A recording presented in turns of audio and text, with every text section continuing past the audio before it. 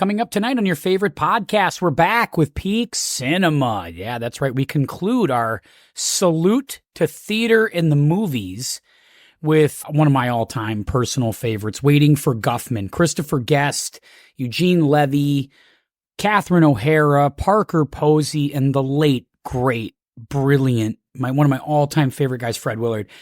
I think if you haven't seen this movie before, you need to go see it before you listen to this pod, and I guarantee you're going to love it. I really think that this movie is the beginning to The Office, to the Parks and Rec, and to all those things. I think movies like this are the reason why those shows were successful. Just my opinion. I love Waiting for Guffman, and I hope you do too. So we're going to talk Waiting for Guffman tonight on Peak Cinema. I got a feeling Lauren's going to like it. I got a feeling Ryan's going to like it because I got a good vibe about it. I got a good feel. So here we go. Peak Cinema, Waiting for Guffman, next on the pod.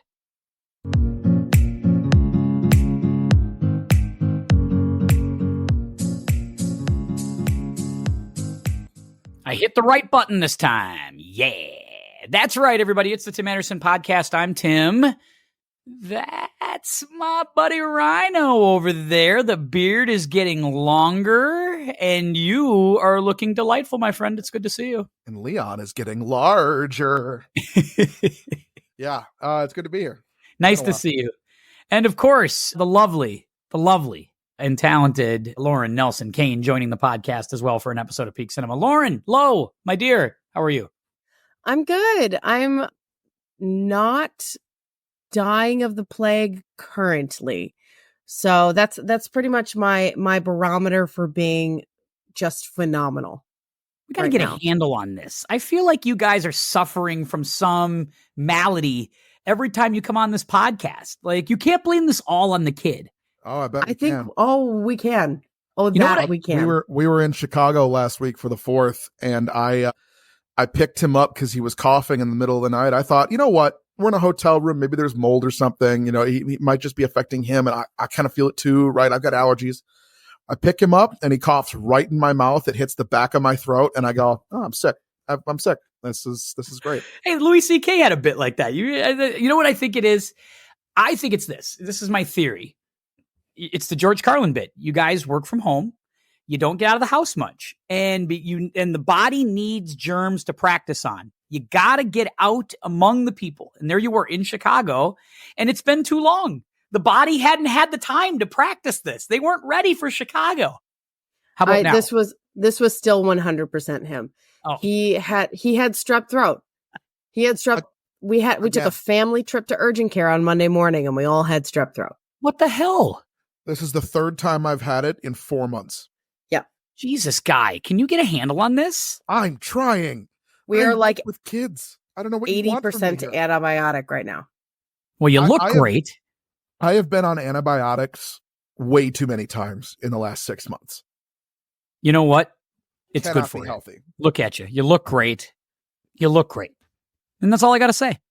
It's the lighting. You can't see the hideous purple spots under my eyes.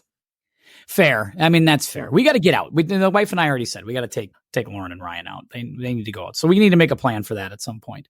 No doubt about it. I went to the eye doctor. I got to share this first because I'm going to have a different look soon, I think, because the doc says it's not bad that, you can pass a driver's test now, but you're going to need some glasses, young man.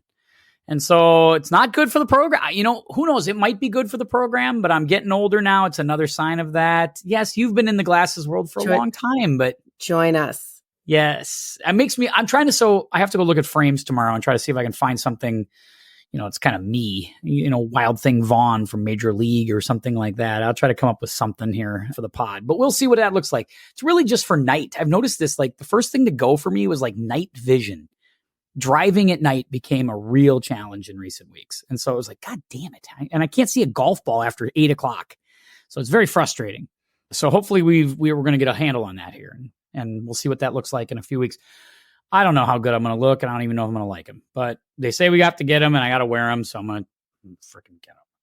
Do you have to wear them all the time, or is it just like? I don't think it's all the time. Basically. I mean, he said you should when you're teaching, and you're staring at screens all day, you really should wear them. And it was like, if you're driving at night, you should wear them. And If you're golfing at night, you might want to wear them, that kind of thing, or golfing in the early evening hours where things get a little bit more dusk, you should consider that. And so maybe not in the mornings and, all that jazz, but I'm sure I will be. So welcome to the glasses world, Anderson. I'm here. Yeah, that's right. It's a joy, but don't do what I did, because that's what they told me when I started wearing glasses, was to not wear them all the time. And now I am probably legally blind. Because you didn't wear them all the time? Because I did wear them all the time. Because you did wear them all the time. Because I got my glasses when I was like a senior in high school. And they were like, you only need them when you sit in the back of the class and you need to read. And I'm like, so that's every day. Yeah. So I wore them all the time. And then I had to start wearing them while I was driving at night. And now I can't even see my computer screen. Could I go with the professor look where I dip them on my nose and kind of look down on people? I think that's going to be my goal. Get those little half glasses. Yeah, I want to get those. Ryan, can I get them like just dangling on my neck during speech tournaments? And then when I want to read about, I'll just put them up and act real professorial as I read the notes. I think that's a great idea. Yeah, you and the Egan coach over there would be good friends. Don't even get me started. Don't even get me. I like the Egan coach. Who do I not like? No, it's the Eastview coach. I don't like. Coach. Look, all those guys were like the glasses that you can like snap apart and like throw on your nose. Yeah, I don't need that. But you and I should get a pair of those glasses so we could look like smart people. I'm just gonna start wearing the fake hipster glasses. Yeah. I've seen a lot of football coaches have gone to these glasses, Ryan, to look really smart on the sidelines as they read their call sheets. That's a really good point, actually. You could look really smart. Although I'm the wild ass defensive line coach. I wear the sleeveless shirts to games. No, the visor backwards and the sleeveless shirts, but then you throw on these glasses. And then you look like I wear the big sunglasses to games. Even at night? Yeah. You're such a caricature out there. I mean, do that, and I chew gum. And what do Joe and Howie say about you over at CTN? I got to figure out what they say about you. We'll let Rob Ryan in here. Anyway, guys, speaking of glasses play a role in the movie we're talking about tonight a little bit in a rather humorous way. We are going back to, we're continuing our theme of salute to theater in the movies. And we're doing perhaps one of my 10 or 15 favorite movies of all time. Lauren, Ryan, you guys for the first time watched Waiting for Guffman, Christopher Guest.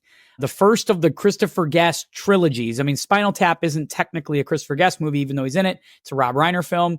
These three, Best in Show, Mighty Wind, Waiting for Guffman, not in that order, Waiting for Guffman's first, really kicks this thing off in the 90s. First time you saw it, let me hear your initial thoughts, both of you, on Waiting for Guffman.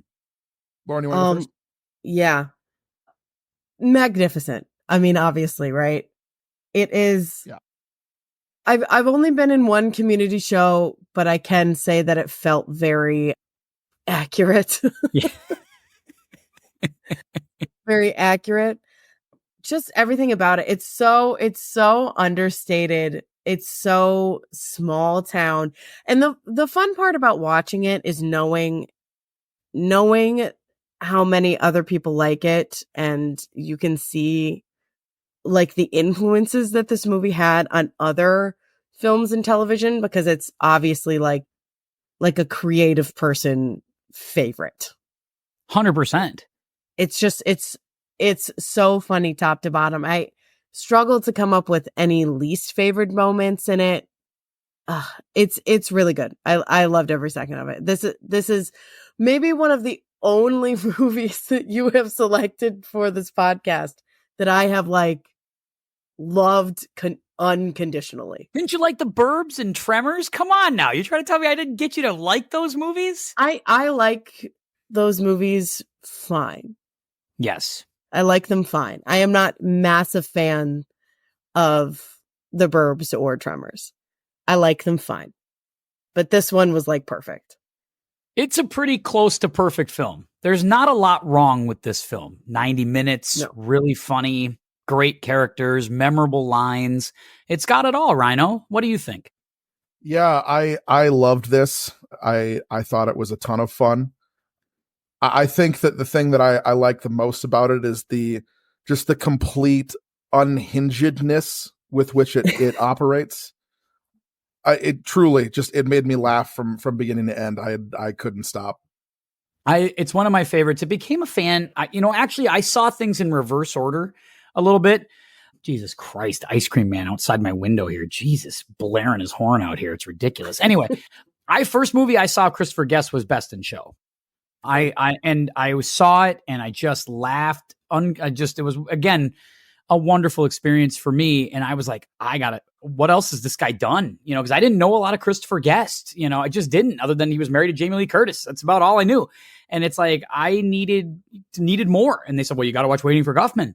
So I went and I rented it that night at the video store, and I just became an instant Christopher Guest fan. And then when A Mighty Wind came out, I was the exact same way. I loved A Mighty Wind. And those three movies stand up for me. I've actually watched all three in the last 2 weeks, because after watching Guffman, I was like, I need more. It makes you want more.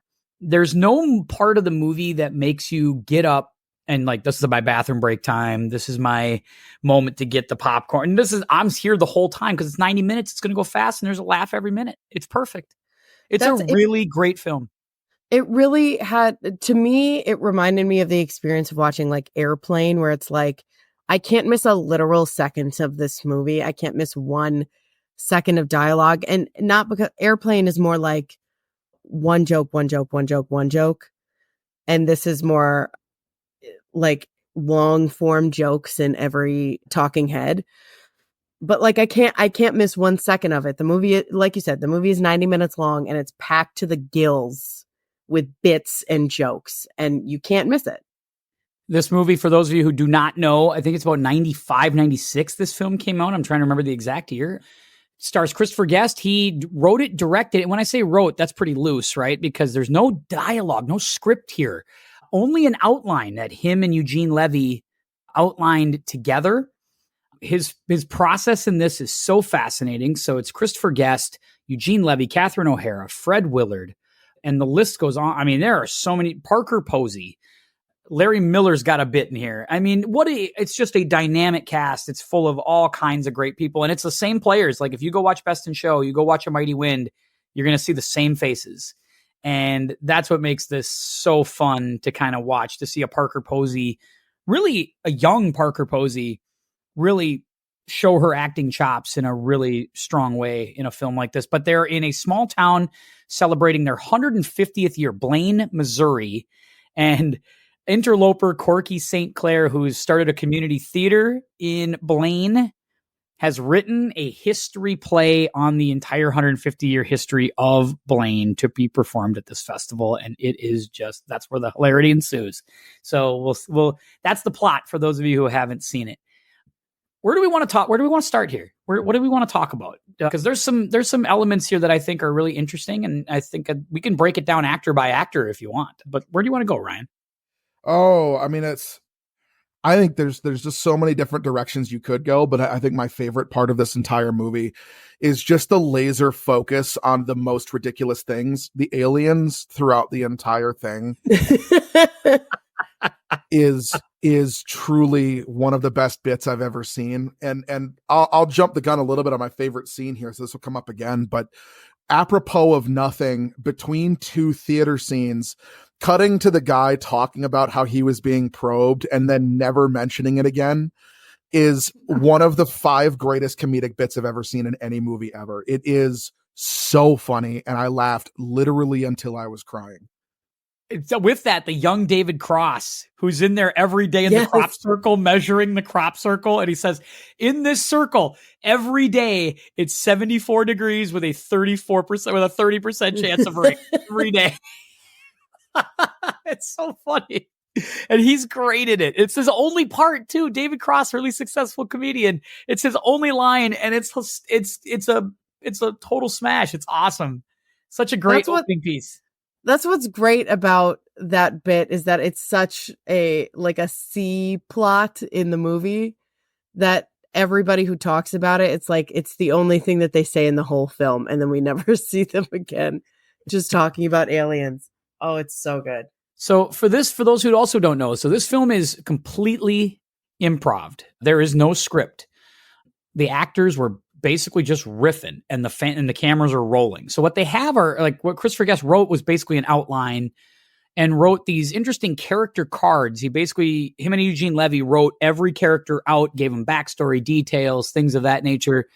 And when they get to these scenes, the idea was like, hey, we're going to try to get from here to here. How you do it is totally up to you.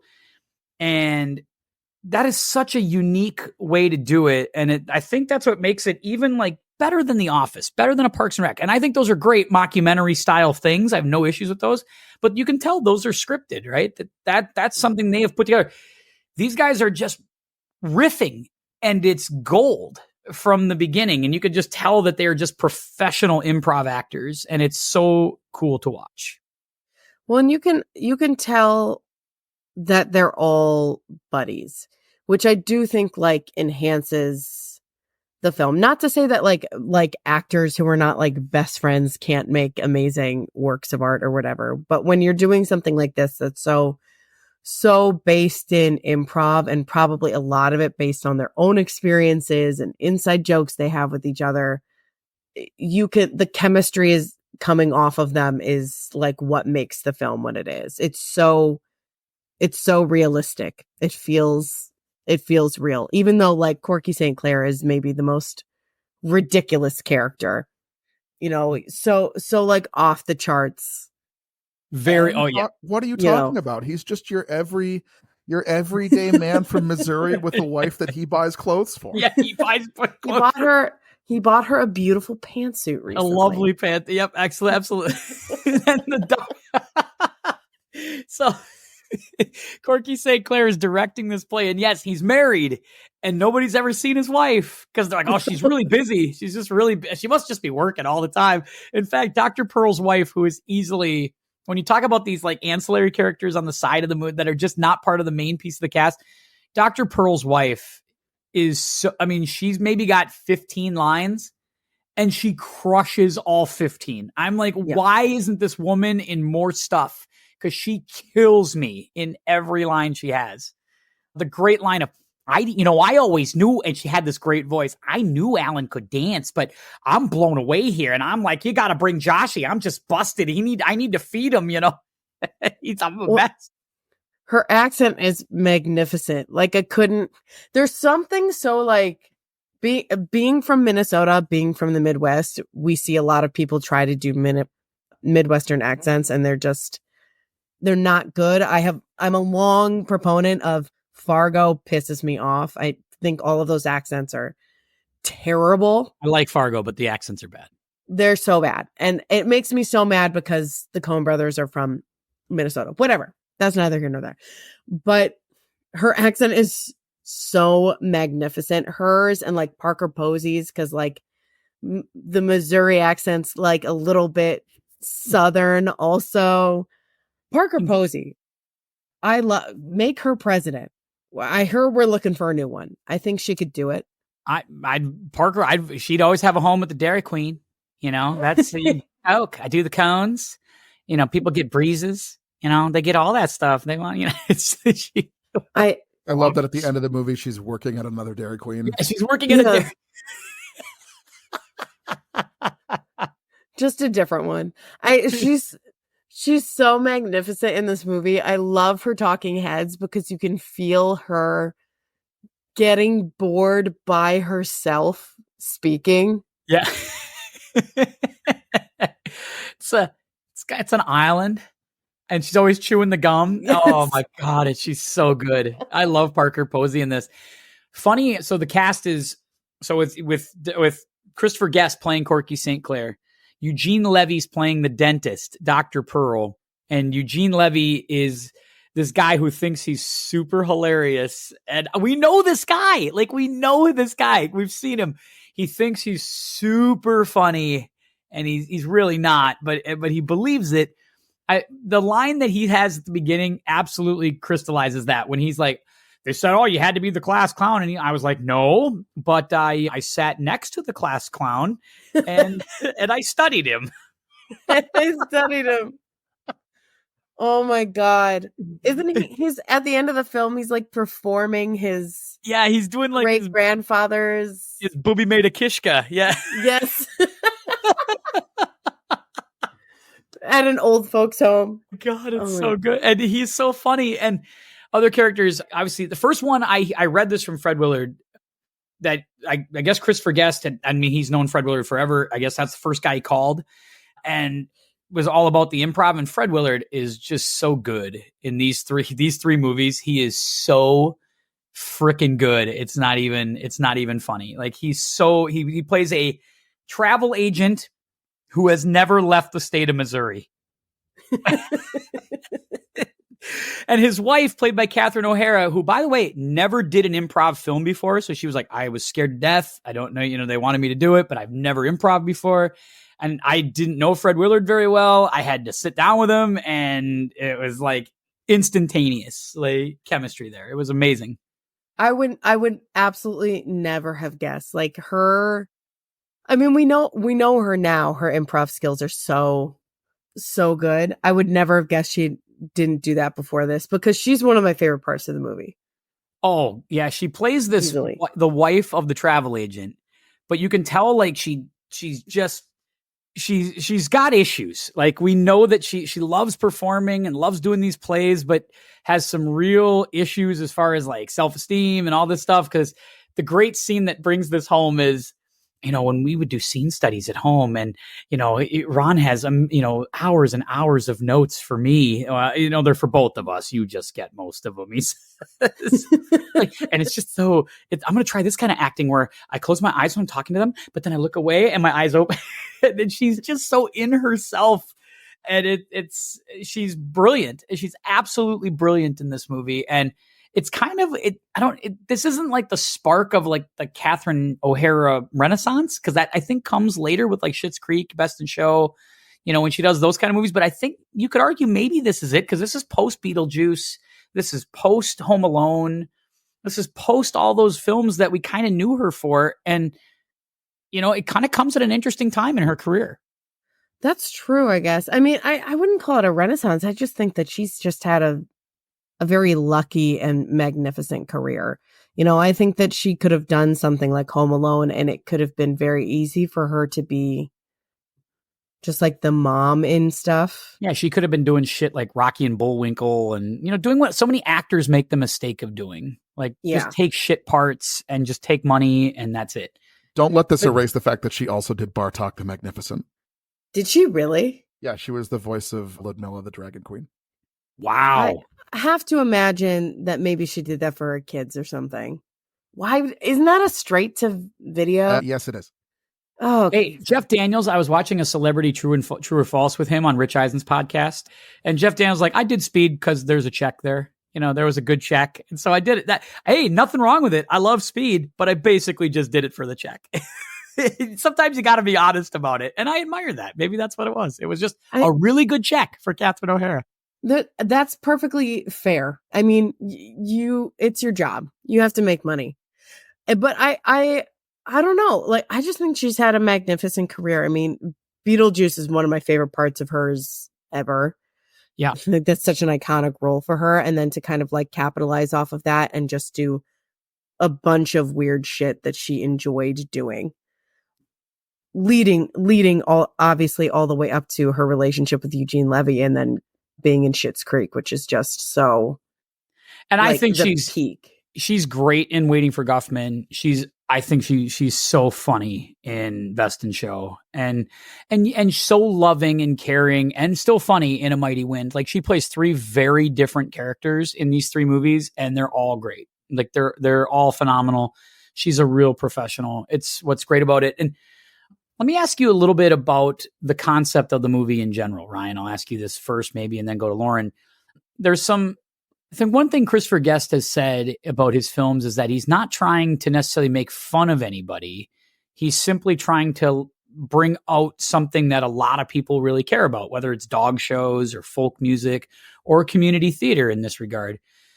Is that why this film works? Is that he's trying to find these regular people kind of stories, these regular people kind of events, and not playing for a bigger crowd, not trying to blow out the budget with a really famous cast, anything like that? Do you think, is that why it works, or is there something else I'm missing? I think that part of the thing with him is that he doesn't he makes fun of things, and he makes fun of people and stereotypes without making it over the top. These are fair criticisms. These people are ridiculous, and this is a ridiculous thing that they're doing. The fact that anyone would believe that this Mort Guffman's coming and he's gonna take us to Broadway. You're a community theater in bumfuck Missouri. Like no realistic person's ever gonna truly believe that. But we all know that the conversation's been had in community theaters across America. Do you know what I mean? Like this is this is not uncommon. So I think to me it's hilarious that was just part of it, and that it's not really malicious, but we all know who he's making fun of. We all know these people. We were these people. It is what it is. I just think that's the heart of it is there's a love there, and it's kind of like you're one of us, so you can make fun of us kind of thing. We're going to take a brief pause. You're not even going to feel it, audience members, but the kiddo is crying in the background for mom, and Lauren needs to run and take care of it. So audience, you won't feel it. We'll be back in like 1 second. See, I told you weren't going to miss anything. I told you it was a brief pause. The kid's fine, and we're right back at it. Now, where were we? We were talking Catherine O'Hara. We were kind of getting into the flow of this film. Who do we want to talk about next? I actually, Lauren, who do you want to talk about next? Let me give you, and we've kind of touched on Parker Posey. We've talked Catherine O'Hara. Where do you want to go? I think we have to talk about Christopher Guest. Yes. I think we have to. So magnificent in this movie. And I'm going to be honest, aside from Best in Show, I think this is the only other thing I've ever actually seen him in. Wait, is he in? No. He's in, like, obviously this is Spinal Tap. He's in Spinal Tap. Okay. And he's got a very small part in A Few Good Men. A very small part. I'll tell you this, which I told Ryan earlier this week, is if the movie is about the military, there's like a 99.9% chance that I have not seen it. Well, we have to get you to watch A Few Good Men. Like that's got to happen. Right, Ryan? Yes. That has to happen. Yes. Yes.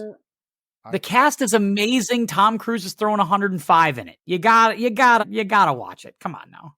All right. Anyway, back to it. Christopher Guest is great because you're right. We don't see him in a lot. He's married to Jamie Lee Curtis. I think he's royalty. Isn't he like a sir in England? I'm not exactly sure, but he's got other stuff, and he's a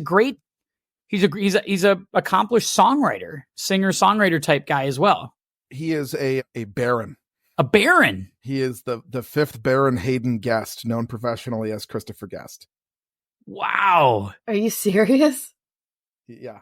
That's what makes this even more impressive, that he writes about regular people. He does kind of these low budget, kind of easy movies about regular folks, and he's a baron. There's something, it's very fascinating to me. I mean, I doubt he's an acting baron or whatever the fuck. No, I'm sure he's not. He's listed as a former hereditary peer of the British peerage. Not bad. Go ahead, please. I mean, I love his version of this. It's so small town, and you're right. You're not like making fun of this small town. You are a little bit. You're poking fun, but it's not malicious. It's very much like, I can tell the influences that this movie had on theater camp, which is that you're both kind of poking fun at this thing and pointing out the obvious things to make fun of. Director like Corky St. Clair is a larger than life personality. He's obviously gay, but he has a wife that we never see. He's what? I know. I'm so sorry to break that news to you. Whoa. You know what? That's how I read it. That's my interpretation. His wife's just not in the movie because she's always working. Did you hear them say that? She's serious. But he's just this larger than life personality. He genuinely believes that this, like hour-long play that they wrote and have 5 cast members for in Blaine, Missouri could potentially go to Broadway because someone from the Oppenheimer Foundation is going to show up. It's just everything about it is like the delusions of grandeur that he has for this show is both admirable and hilarious. I need $100,000. $100,000. The city is so great. Larry's like the Corky. The budget for the whole town is $15,000, and that includes the swimming pool. Well, I don't have any swimming pools in my pool. He's like, no, that's the whole thing. That's everything. You people are bastard people. That's what you are. Anyway. And yeah, Christopher Guest is, what's interesting about him is, again, he can play, you want to talk about 3 different parts, go watch these 3 movies. Go watch Best in Show, Mighty Win, and Waiting for Guffman. And Christopher Guest will look 3 different ways, do 3 different voices, and play 3 very different characters and do them all with honesty, and you buy it and you're laughing your ass off because it's understated.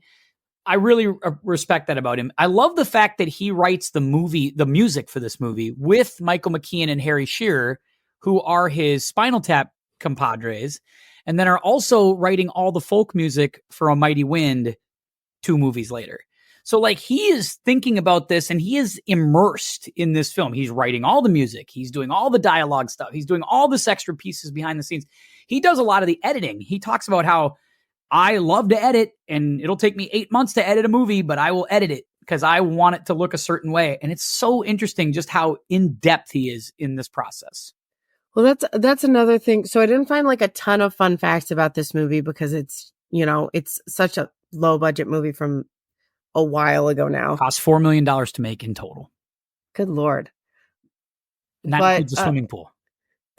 Not including the swimming pool.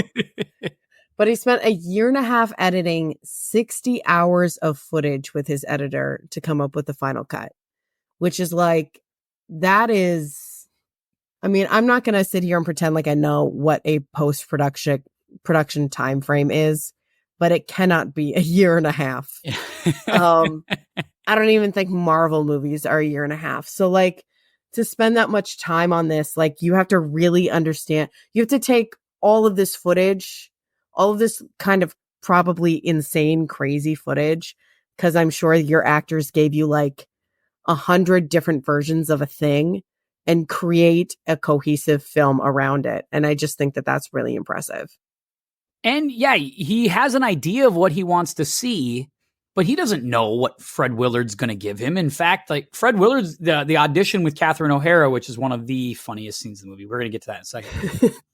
Fred Willard was like, here's my idea. He pitched it to Catherine O'Hara. It's like, we need to do like a Taster's Choice coffee commercial remake, and we'll add Midnight. And it was Christopher Guest. It's like, you know what? I'd like add Midnight at the Oasis as part of the musical piece. And then it's like, they combine the 2 ideas, and he didn't know what he was going to get.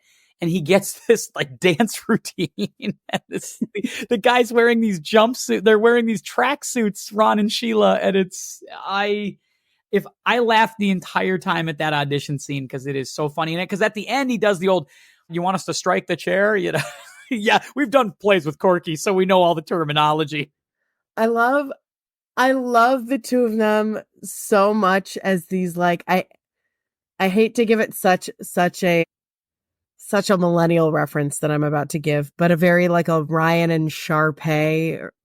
I don't know if you know anything about that. I got nothing. You're going to have to explain that to me. It's High School Musical is what it is. Oh, yeah, that's why I don't know. But it's like that archetype of like these 2, like a man and a woman working together, and they audition together, and they're the leads in every show, and they know the terminology because it's community theater. And it's like, you don't need to know the terminology because it's community friggin' theater. Everybody is an amateur, but these 2 people are like professional community theater, actors or whatever. They're like, we're the star of the show. And then like Fred Willard's thing where he's like always kind of subtly putting down Eugene Levy's character. Yeah. Just magnificent. I love them. They're not like super bitchy, but they're like just bitchy enough so that everyone else knows they're the star. He is so quick, like, and that's always been his strength, right? Is that he's so quick with a line. That's why Jimmy Kimmel loved him in his later years coming on his show, because he was always could come out and give you 5 minutes and give you a quick something. And in these movies, he's so brilliant. And it's so interesting to me that he doesn't really achieve that level of fame or stardom until really this movie. I mean, he'd been in stuff, he'd done things, but from like this movie on, he pretty much works steadily until his passing. You know, he's able to get into different movies. He does Anchorman, and again, as a bit part, as an ancillary part, but every time he's in a role, he's funny and he makes you laugh, and never took himself too seriously. And I think that's why, like, universally loved is Fred Willard. The more I watch his stuff, the more I'm like, we just didn't deserve in our culture a guy like Fred Willard. Like, we didn't deserve his comedy. We didn't deserve any of that stuff because he's so funny and so much better than everybody else in that job. Like, he's so effing good in these movies. It's not funny.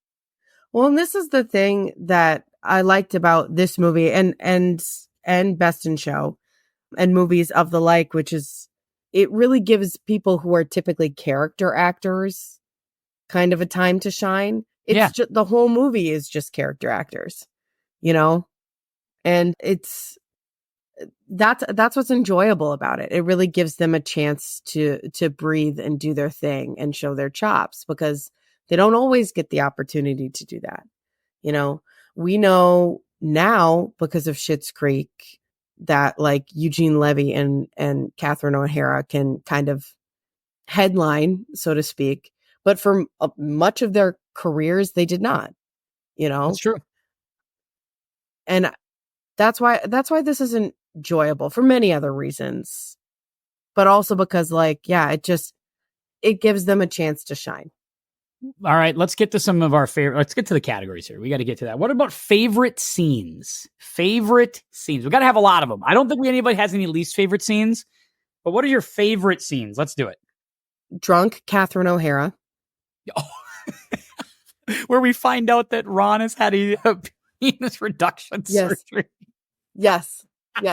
Alluded to earlier in the film, too, by the way. Yeah. The only time he's ever left Blaine. Just minor surgery. To have the surgery. You know? She's so... Oh, God, she's magnificent. And might I add, the bangs, her bangs, her like something about Mary bangs. Yeah. Like out of control in this scene. Oh, my God. I love the drunk Catherine O'Hara scene. I have like plenty others, but that's my favorite. I love the entire audition scene from the people who never show up again. Like the guy, I'm going to do a scene from Raging Bull. Yeah.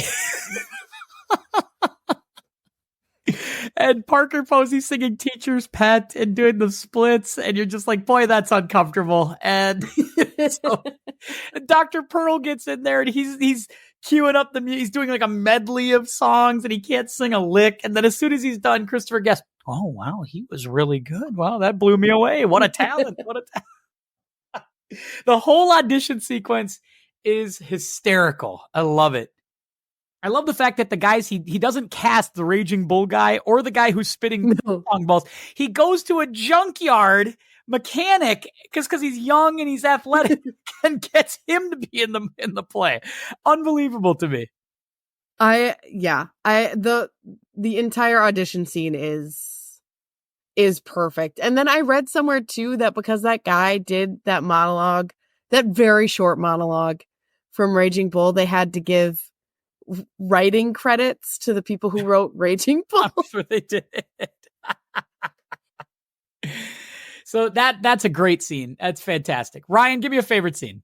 I mentioned it before. I'll say it again. The absolute best scene in the movie to me by a mile is the apropos of nothing cutting to the guy talking about how he was probed by aliens. Yeah. Because when he was coming out of church, it was like that. I laughed the entire time and there were tears in my eyes the entire time I was watching that scene. What's great about that is they do not cue you up for it at all. No, and there's you're no not mention ready. of it afterward. You get No. nothing the rest of the movie about that guy. You just get a good 3 minutes of him ranting about how he was probed by aliens. And the funniest part is when they cut away and you realize you're not going to mention it for the rest of the movie. It's just done. We're going to talk about the aliens coming to Blaine, but we're not going to talk about this guy who is clearly mentally hurt by the fact that he was probed by something. Well, there's like so much in this movie where it's like they mention that it's important to the town of Blaine, but they like don't go in depth about it. So it's like the aliens thing, the stool boom. Yep, you got me on that. I was just going to say my next scene is so the PR guy going, boy, we've been chomping at the bit to get this information out there. We just want to really promote our town. You know, it turns out that McKinley. McKinley comes into town and he gets this stool and he's like, and that's why we became the stool boom and the stool capital of America. They got the flag that says the stool capital. They mention it like once or twice in the entire film, and then they have like a whole musical number about it because that's the only thing interesting that's ever happened in this town. All it is Christopher Guest just setting the table. It's like, hey, we're not going to come back to these, but they're going to be in the play. Just so you know, everything we talk about here is showing up later in the play, and it just kills me. Obviously, one of the more famous lines of the movie is one of my favorites as well. So he goes and gets Johnny the mechanic to be in the play, and he doesn't have any lines. That's the thing about him. He doesn't say anything. He's in there acting with the cast, but he doesn't say anything. He's just there for muscle, to be young and all that stuff. He, of course, on the night of the play, which is classic community theater, the people just panicking and freaking out. Johnny's got working. He's not coming to the show. He's quitting the show. This is the day of the show. Parker Posey with the great line. And what does he do? Corky's like, he's got to play the part. He's got to jump in. But the line that gets me is he's trying to fit into Johnny's costumes. And he's like, I'm just trying to commit to one side here, dear.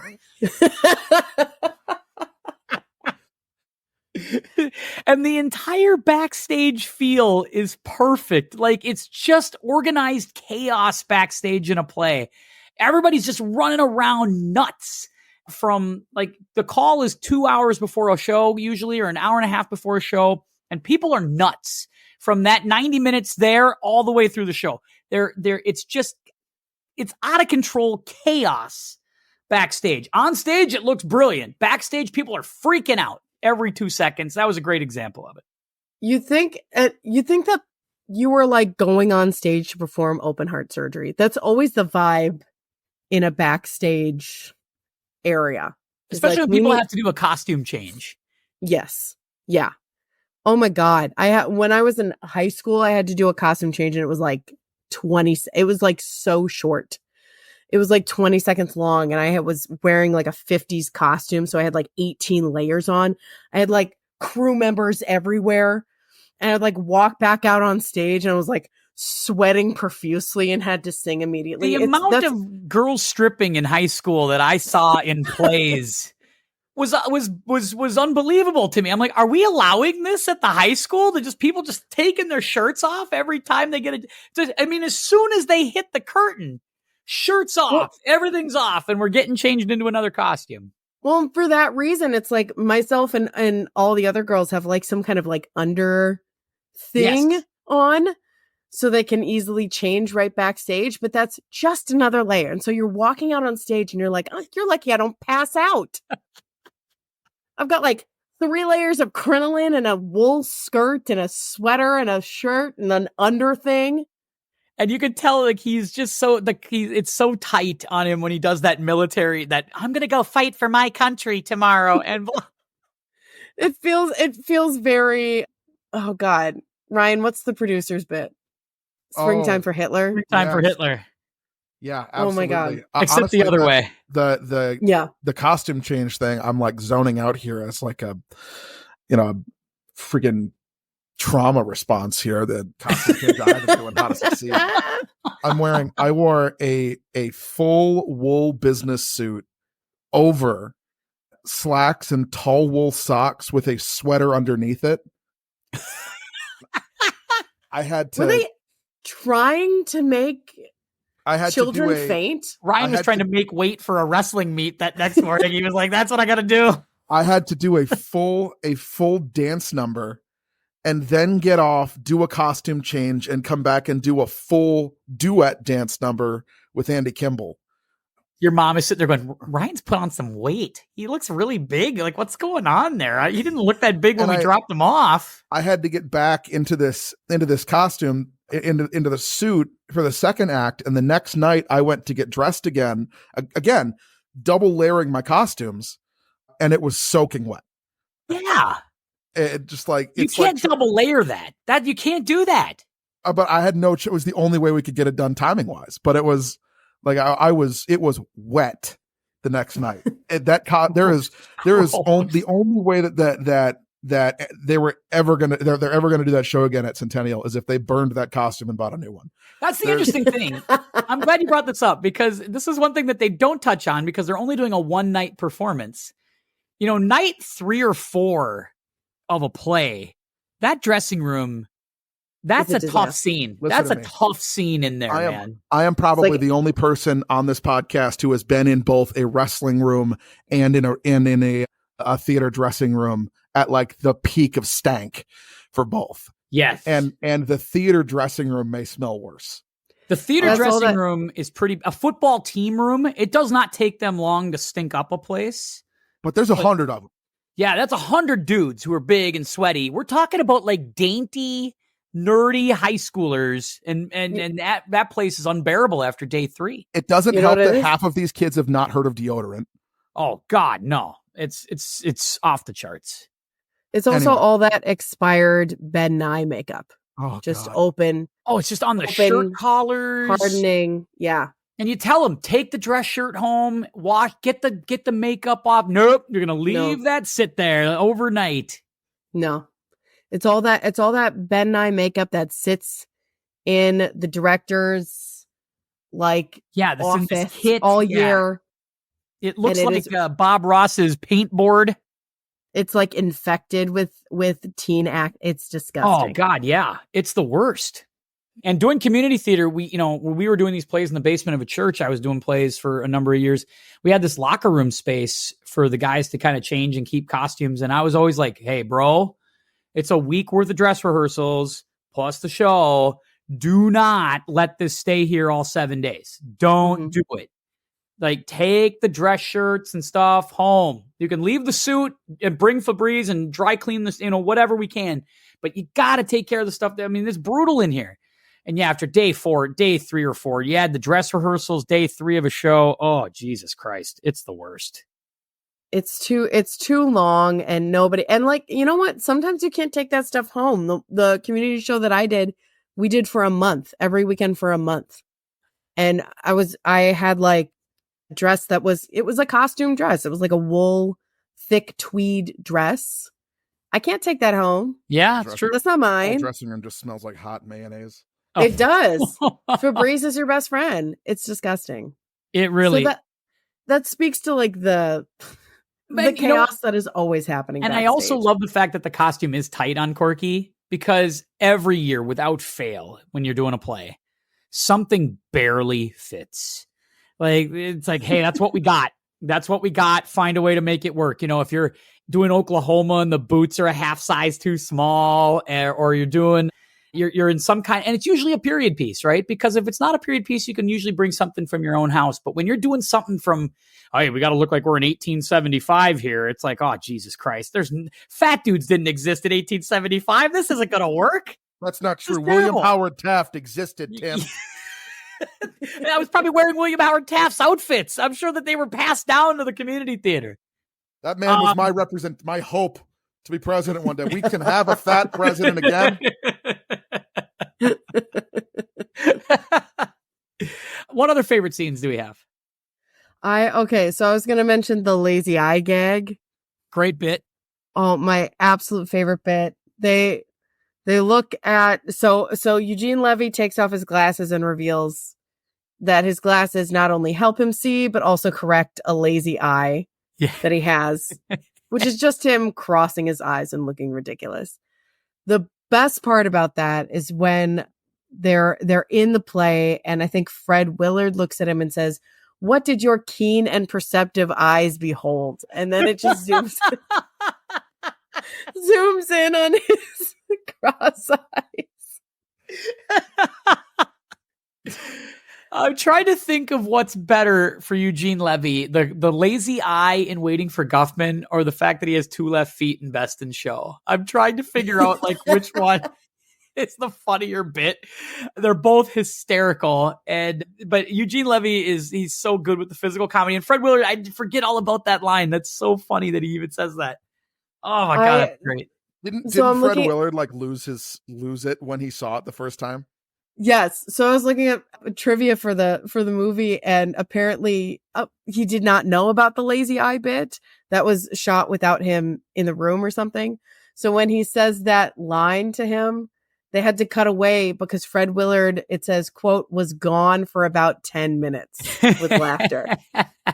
Eugene Levy said something similar, that there were scenes that he was like crawling out of because Fred Willard was making him laugh, and he didn't want to break. And so he would like duck behind and then get low and sneak off so he could go laugh at something Fred Willard was saying.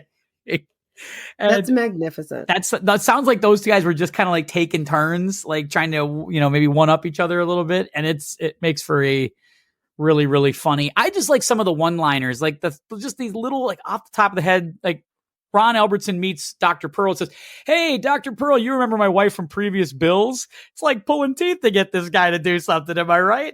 He's picking on the dentist. He's got all these dentist lines, right? Just throws them out 4 at a time in the first 30 seconds. I'm like, if that's improv, that's brilliant. How do you come up with that on the spot? It's so funny. That's what's crazy to me. I'd be so interested to know like what the rehearsal looked like, if there was rehearsal, because are you just coming up with this off the dome? Because some of it is crazy. Ryan, any other favorite scenes? I really liked the end of it, which was, telegraphed from a mile away, where the guy says, "No, my name's Loomis. I'm not Guffman, but I just wanted to say that the show was just great." And they're all heartbroken to see this guy. Like, it's just, so funny. You could, like I said, you could spot it coming from a mile away, but just hilarious. I loved that scene. Yeah, it's a really great payoff because you kind of knew it was coming. You saw it a mile away. You're like, no way is this going to Broadway. You needed the payoff. And I love the fact that it cuts to the future. And they do this formula in the other 2 movies where they catch up with the actors or they catch up with the characters down the road years, months later. And Ron and Sheila are in Hollywood in a commercial, and they're, it's like, I learned that I have talent. That's what I learned. Dr. Pearl says that I was not bought the Guffman style. I knew I had to go and be a star. I had to go where the people were, and that was Miami. And so he's in Miami at the senior home. You get great payoffs in scenes like that. The Guffman scene's a great payoff. I love that one. That's a great scene. Any other favorites? Not like a scene in particular, just like a running bit of the councilman who is so clearly in love with Corky. Just like his big, long, like monologues and talking heads about like just how amazing he is. And there are only 2 people in the world who can do this, and it's Corky and Barbara Streisand. Yeah. I'm so glad that Corky's in the show, because that Johnny Savage is no good. And he would have brought nothing. He would have brought nothing to this movie, to this play. Oh, I wish I was in the show. God, just amazing. That is probably one of my favorite running bits. And it's like maybe 2 or 3 scenes, but I love it so much. Shout out Bob Balaban in this movie for being the straight man. I mean, the total straight man in this movie as the music director, because, man, I haven't met a lot of music directors that I really genuinely think are swell people. I mean, they're nice guys, but they don't talk to you. They're kind of rude. They're all about their music. And he's kind of that. Like, he's that guy that you're just like, man, he is hard to have a relationship with. But he plays the perfect straight man, because watching him and Corky bounce off each other is just it's perfect. And he's do you really want to have this conversation right in front of everybody? Yeah. It's like, you could tell there's just such hostility and disdain for the fact that he doesn't get to direct the show. It's like, so this year I am the music director. And that's great. You know, That's just great. It's going to be great. And Corky is very creative. You can just tell he's seething at the idea. It's a great shout out to him. All right. Next, no least favorite scenes, right? Do we have any least favorites? No. I really do not. No. No, it's pretty much a perfect movie. All right. Who wins? No, do we do who wins first? No, hang on. We got to do this one first. Carrie Fisher, Sebastian Stan, and Selena Gomez. Any of them have a spot in this movie? Could they possibly hang with these professionals? I mean, Carrie Fisher. Carrie Fisher would crush this movie. Yeah, if she were in it. So she'd replace Catherine O'Hara. Yeah, probably. Or she could be Dr. Pearl's wife. Could she be Eugene Levy's wife? Yeah. That's the other one that I would go with is Eugene Levy's wife. I would also say it would be a really funny, just little 5-second cameo if she showed up as Corky's wife. Oh my God, I would love that like so much. As an obvious lesbian in a pantsuit. Yes. Like she's her gorgeous pantsuit. Right. She's hitting on Dr. Pearl's wife or something. Could Sebastian Stan play Johnny Savage? Yes. No. No. Yes. He could. Doesn't have any lines. It's perfect. That's true, I suppose. He doesn't just stand here and look pretty. He could absolutely do that.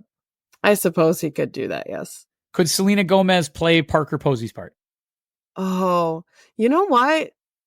I'm going to say yes. Because I do think she has a very like monotone way of speaking. And if you've ever seen Only Murders in the Building, I feel she's great in it. She's great in it. She's it's perfect. Fantastic in that. I do think that she could. I think she could. I don't think the movie, here's my thing. I don't think the movie is better with any of those people, but I think it could work. Could this movie be a 10-episode Netflix series or Hulu series? Yes. Yes, and also if we're making it now, Murray Bartlett as Corky St. Clair. Ooh, okay. I could not stop. I don't know if it's just his mannerisms or like his styling or something, but I couldn't not see Murray Bartlett. We almost need to make a new category about modern day recast. You know, that might have to be a new one we brainstorm around a little bit for this one, because you'd have to replace some guys. Obviously, some are getting a little long in the tooth, and I mean, I think you could run back a couple of these folks and do that. But I mean, most of these guys now in their 60s and 70s. Yeah. And Fred Willard is no longer with us, unfortunately. So there's that. Who wins this movie? Who wins? Community theater. Big win for community theater, because it becomes a cult classic staple. Right. And if you're doing community theater, you have to see Waiting for Guffman. If you haven't seen it, it's kind of like what Rent was in the 90s. If you didn't know the Rent soundtrack, you weren't doing theater. You didn't know anything about it. You're in the background. Same thing here. If you haven't seen Waiting for Guffman, you just don't understand community theater. You don't get it. Yeah. And I think just like, not to get like a little bit sappy, but like creatives win this movie. Like there are obviously, we've talked about, there are obvious influences in Theater Camp, which is again, one of my favorite movies that came out last year. I saw influences in like Gilmore Girls. Apparently this is Meryl Streep's favorite movie. Like we win. This movie is hilarious, and its influences can be felt kind of everywhere. I agree. Big win for community theater. Big win for creatives. I think it's a big win for me.